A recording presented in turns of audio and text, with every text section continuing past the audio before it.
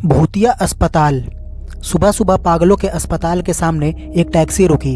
अमित ने टैक्सी वाले को पैसे दिए और गेट के पास जाकर गार्ड को आवाज़ दी, पर वहाँ कोई नहीं था, इसलिए वह खुद ही बस गेट खोलने ही वाला था। तभी सामने से एक आदमी दौड़ता हुआ आया और उसने गेट खोलकर अमित को अंदर लिया और हंसते हुए पूछा, तुम कूलर ठीक करने वाले हो ना? अमित बोला, नहीं। ये शब्द सुनते ही वो आदमी गुस्से में आ गया और उसने अमित को ज़ोर से एक थप्पड़ लगाया। अमित के आंखों के सामने अंधेरा छा गया। फिर वो आदमी बोला, मेरा कूलर ख़राब है तो इस गेट से कूलर ठीक करने वाला ही आना चाहिए, तुम क्यों आ गए? अमित ने खुद को संभाला। फिर अचानक एक डॉक्टर और 6 कंपाउंडर वहाँ दौड़ते हुए आए और उस आदमी को पकड़ लिया। फिर डॉक्टर ने कहा, ले जाओ इसे और शॉक ट्रीटमेंट की तैयारी करो। डॉक्टर को देखकर अमित बोला, हेलो सर, मेरा नाम अमित है। आज इस अस्पताल में मेरी नौकरी का पहला दिन है, मुझे डॉक्टर खुराना से मिलना है। डॉक्टर बोले, हाँ मैं ही हूँ डॉक्टर खुराना, तुम्हारे बारे में मुझे बताया गया है। तुम अपना अपॉइंटमेंट लेटर ऑफिस में जमा करो और वर्दी पहनकर सामने वाले ऑफिस में आकर मिलो। अमित थोड़ी ही देर में कंपाउंडर की ड्रेस पहनकर डॉक्टर के ऑफिस में हाजिर हुआ। डॉक्टर खुराना बोले, अभी जो तुम्हें गेट के पास पागल मिला था वो यहाँ बस 20 दिन पहले आया है और अभी तक बहुत से लोगों को थप्पड़ मार चुका है। यहाँ तक कि कई कंपाउंडरों को भी जाकर उसने कूलर क्यों नहीं चल रहा है इस वजह से थप्पड़ मारा है। इसलिए तुम्हें भी इन सब की आदत डालनी होगी और स्टाफ की कमी के कारण तुम्हारी शिफ्ट कभी भी बदली जा सकती है। फिर डॉक्टर ने एक पुराने कंपाउंडर सुनील से अमित को सभी स्टाफ से मिलवाने के लिए कहा। सबसे मिलवाने के बाद सुनील ने अमित से कहा, चलो अब तुम्हें हमारा काम दिखाता हूँ। और वह अमित को मरीजों का रूम दिखाने ले गया।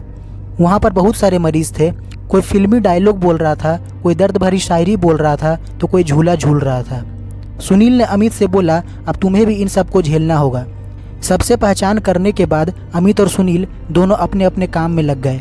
उसी दिन अमित को नाइट ड्यूटी मिली थी। रात को अमित पेशेंट का दवा पानी करने में व्यस्त था। जब रात के 1 बजे घंटी बजी तब अमित ने नोटिस किया कि सबके चेहरे पर अचानक डर सा दिखने लगा है। कुछ मरीज जो सो नहीं रहे थे वह भी दुबक के बैठ गए थे। अमित ने एक डॉक्टर से पूछा कि यहाँ पर सभी लोग डरे हुए क्यों लग रहे हैं। तो डॉक्टर बोले कि 1 बजे के बाद इस हॉस्पिटल में पुराने मरे हुए पागलों की प्रेत आत्माएं घूमती है, तुम भी संभल कर रहना, हो सके तो किसी के साथ रहना, अकेले मत रहना। अमित का भूत प्रेत में विश्वास नहीं था। उसी रात जब अमित अकेले ही टॉयलेट की ओर जा रहा था तभी उसे अपने पीछे किसी के होने का एहसास हुआ, लेकिन जब उसने पीछे मुड़कर देखा तब वहाँ कोई नहीं था। वह आगे बढ़ने लगा पर अब उसे किसी के कदमों की आहट महसूस होने लगी।